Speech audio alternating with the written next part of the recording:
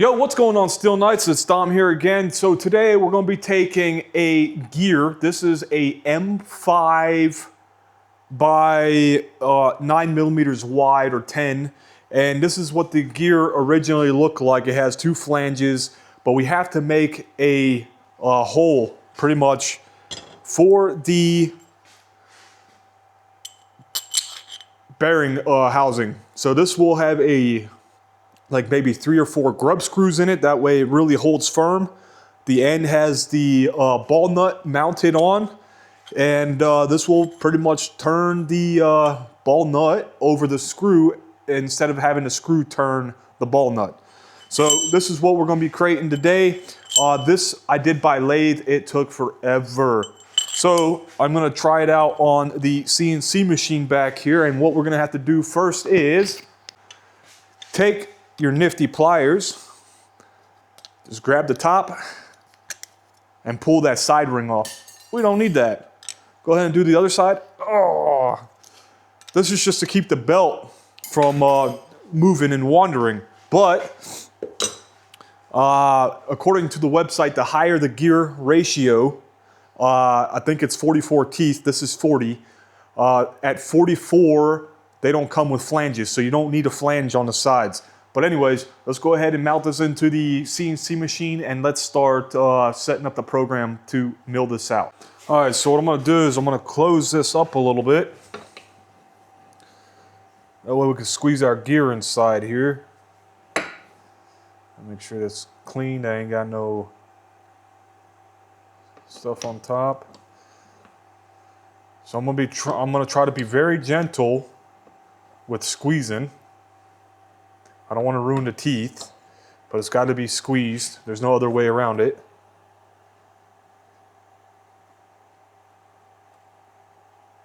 Okay.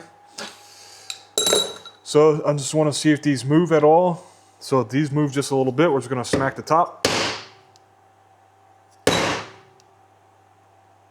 All right. Always smack the top. All right, since I closed this out, or since I hard shut off the machine, we have to completely go out. And then we have to reload the Mach 4. That's just how the system runs on the Ethernet smooth stepper. So as soon as this pops up, what we're gonna have to do is, because I don't have a MPG manual pulse generator, hit enable. We're going to go over to jogging. We're going to turn on the keyboard itself. And I'm going to just face you like this.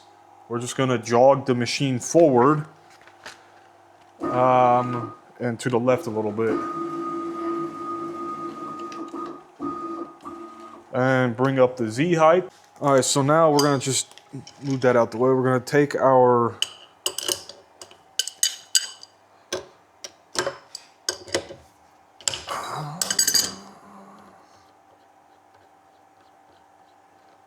take this out, and we're going to need a number 6, and that's the probe size. So we're just going to screw this in just a little bit, like so. Pull our probe out, and if you guys want to know the name of this probe, it's just a 3D touch probe, and it works wonders, let me tell you.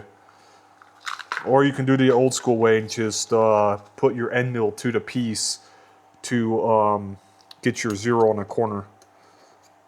Oh, let's do this.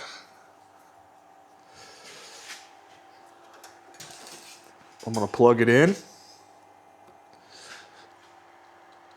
Test it, because I have a positive wire that's not connected properly. I'm going to have to fix that. All right, so next up is I'm just going to bring the probe down into center here. I'll do it by 10.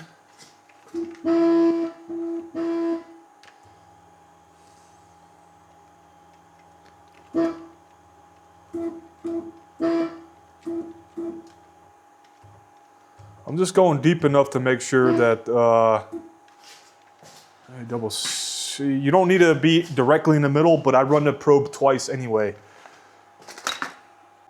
All right, so the next step is to open on Mach 4 your probing command, and you're gonna put in your probe feed rate, retract distance, prep feed rate, prep distance, tool or probe diameter, and we have a 2mm ball on there, so that's what that is. And here you select what probes you got going on. I'm on probe 2. You don't need to worry about any of this stuff right now, but what we're going to hit is the center find. And if you hover over it, find center. This will find the center of a square, circle, or rectangle. So what we're going to do is we're going to hit the probe button and then watch it probe. So I'm going to zoom out here. So I'm going to hit the probe button.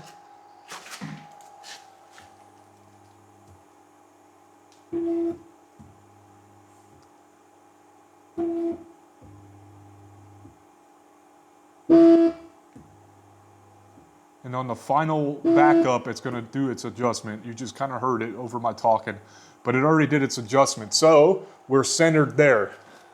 So the next thing after it's centered, we're going to exit out of this. We're going to go into File Ops, load G-code, and we are doing a gear boring. And that's what it's going to look like. So this is the top view, and we have to do it like that. It's going to be a lot of passes, but we got to put a 10mm end mill in now. Actually, 12, diameter 12. It says right there, so I lied to you. And I have a 12 right here. Look at that. So hopefully this 12 works. It's from China. So the next step is to raise the probe out of the way.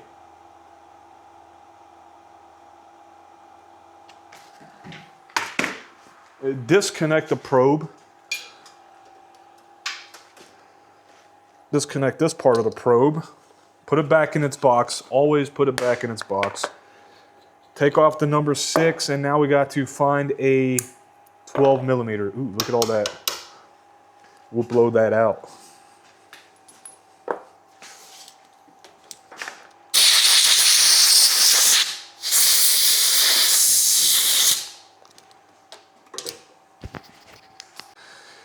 So we got an ER20, call it. It's from 12 to 13, and what you do, you just take your nut, snap it right in like that, and it holds itself. So we're gonna put our end mill in here first.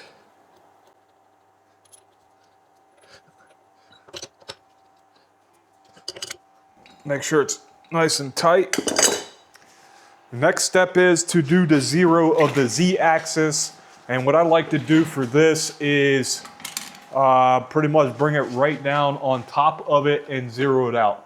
So I just want to make sure my jogging is not set too high. So we're going to go ahead and bring the axis down as close as we can, and then we're going to put it on number 1.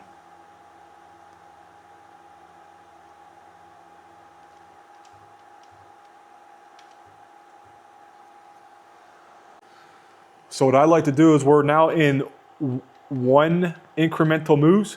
And you can see that the spindle doesn't like to move anymore, or barely. I just go a little bit tighter down just to make sure. What we're going to do on a computer here is leave your tool down, and now you zero it to the top. Look at that. So now we're going to go down here. Just raise it up a little bit. I gotta get new batteries in my stuff here. And now,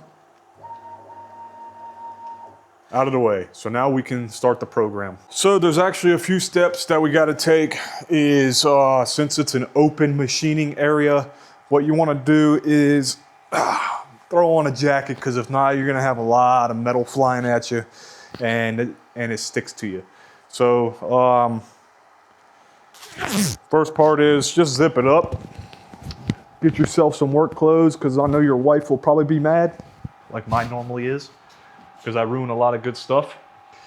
But the second part is safety glasses. Make sure you wear your safety glasses. I can't stress that enough. Your eyesight You only got 2. You don't need to be left with 1, and definitely don't need to be left with 0. So just wear your eye pro, and if you got hearing protection, put some in. But anyways, enough of the safety. Let's get started. Let's get cooking, I should say. All right, so I'm just making sure everything's on. The VFD, the variable frequency drive, is on. And what I'm going to do now is just drop the feed rate.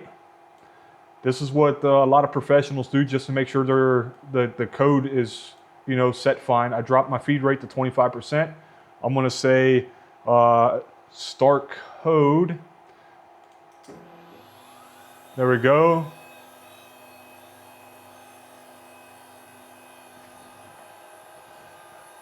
So we can go ahead and up the feed rate, the rapid feed rate, and we're going to go ahead and put it on 100. And let's see this baby cook. Hopefully everything goes good. I don't know what kind of steel that is. I think it's regular steel.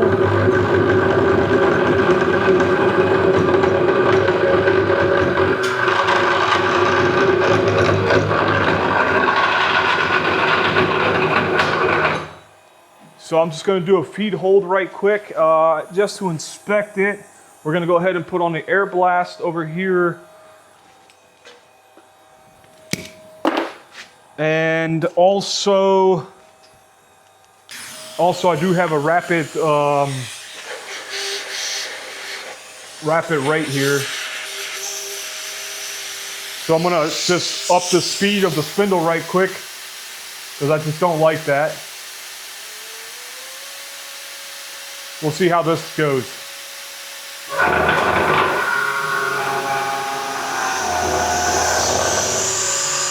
Seems a lot better.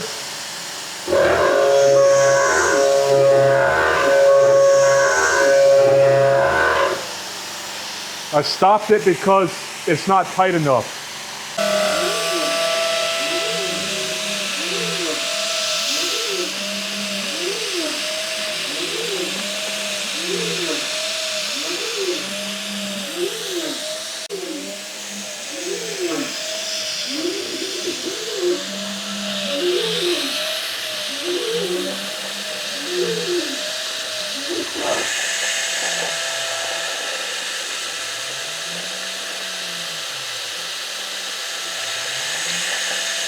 I think my ramp rate is a little too fast. For the next gear that we cut out, I'm going to lower the ramp rate a lot.